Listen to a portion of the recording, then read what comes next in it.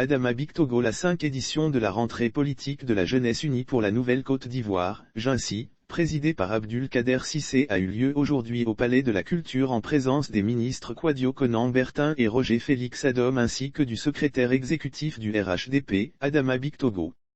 Les membres de cette organisation ont effectué massivement le déplacement pour prendre part à cette rentrée politique. La salle Anoumabo était pleine à craquer.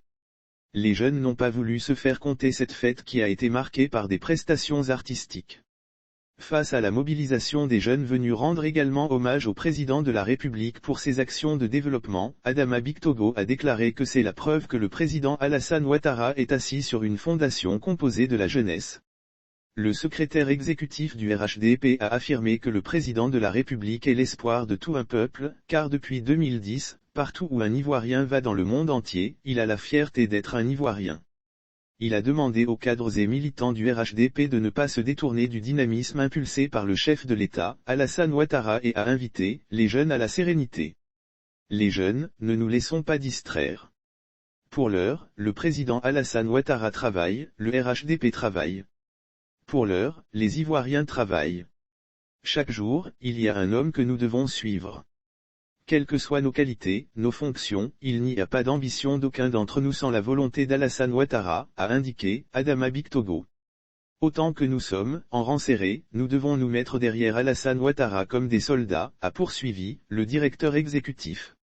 Il prévient enfin les cadres qui sont pressés de prendre le pouvoir de patienter encore.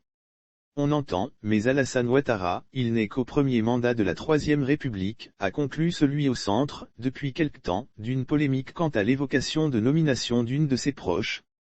En prenant la parole, Kouadio Konan Bertin dit qu'AKB, ministre de la Réconciliation, a salué la mobilisation massive des membres de la JUNCI qui ont décidé de magnifier le président de la République à l'occasion de cette 5e rentrée politique.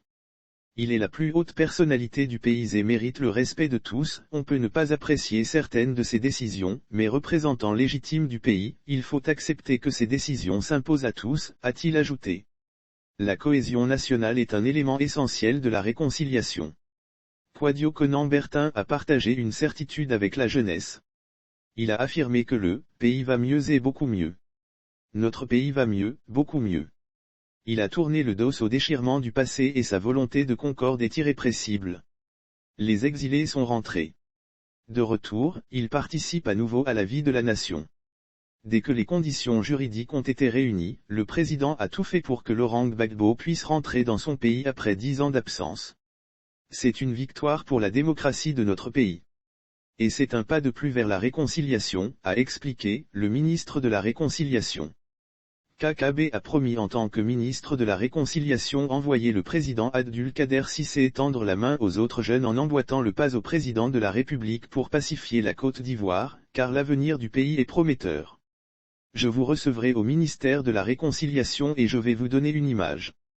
Parce que le président de la République a donné l'exemple en recevant Laurent Gbagbo au palais présidentiel. Vous les remparts du président de la République, vous qui avez conscience mieux que quiconque que rien n'est possible en Côte d'Ivoire sans la paix, je vous enverrai tendre la main aux autres jeunes et faire en sorte que comme il a indiqué le chemin, nous puissions lui emboîter le pas pour pacifier la Côte d'Ivoire. L'avenir est prometteur, a-t-il mentionné. Le ministre Roger Félix Adom, moins politique que ses prédécesseurs, a pris l'engagement de former la jeunesse au TIC qu'elle soit diplômée ou non. Pour le président de la JUNCI, l'adhésion des Ivoiriennes et des Ivoiriens à la politique du président de la République tire sa source dans les actions qu'il pose depuis son accession à la magistrature suprême. Notre rassemblement de ce jour a pour objectif de démontrer que le président de la République, son Excellence Alassane Ouattara, a le soutien total et sans calcul de la jeunesse ivoirienne. Pour Alassane Ouattara, nous allons constituer une muraille de fer parce que, nous jeunes, sommes les premiers bénéficiaires de ces actions à la tête de l'État.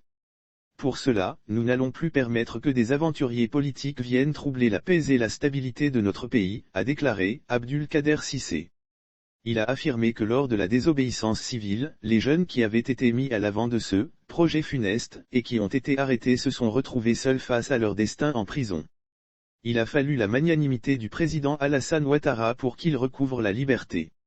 Il faut donc savoir tirer les leçons des erreurs du passé et se projeter dans l'avenir. Abdulkader Cissé a indiqué que pour 2025, quand Ouattara fixera le cap, en jeunes organisés, disciplinés, préparés et outillés, ils feront bloc et iront au charbon. Pour le moment, le seul combat qui vaille d'être mené, c'est celui du développement de la Côte d'Ivoire et c'est ce que le président Alassane Ouattara est en train de faire. Le président a enfin appelé ses amis jeunes à la responsabilité en les invitant à ne plus servir de chair à canon, de refuser de se laisser manipuler et instrumentaliser par une opposition aux abois. Saisissons les opportunités d'insertion que nous offre l'État en sortant des préjugés. Nous ne devons pas perdre de vue que le président de la République son Excellence Alassane Ouattara est une chance pour la Côte d'Ivoire et à ce titre demeure notre guide.